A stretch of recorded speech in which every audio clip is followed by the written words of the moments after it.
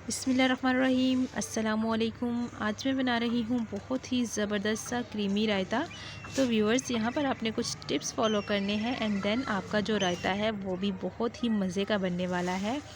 सबसे पहले हमने दही ले लेना है और दही को फेंट लेंगे। बाज़ों का दही के ऊपर मलाई होती है, तो अगर उसको फेंटा ना जाए तो फिर रायता जो है वो अच्छे से नहीं बनता और खाने में भी मज़ा नहीं आता। तो देखें, यहाँ पर जो है दही हमारा बिल्कुल रेडी हो गया है। दही इस तरह का होना चाहिए।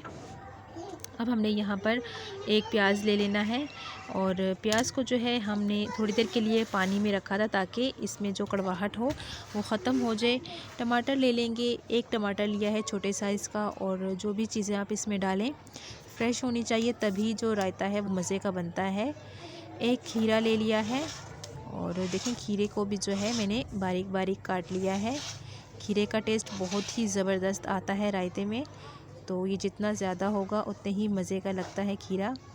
पुदीना ले लेंगे, 6-7 पत्ते जो है पुदीने के लिए हैं और इस तरह से बारीक काट दिए हैं। धनिया ले लेंगे, सब्ज़ धनिया और सब्ज़ मिर्चें।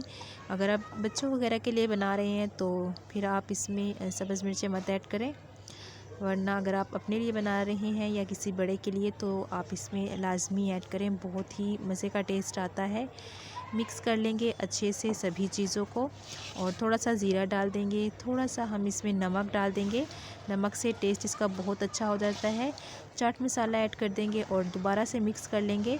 तो आप देख सकते हैं कि चाट मसाले से रायते का जो कलर है वो बिल्कुल भी डिस्टर्ब नहीं हुआ है।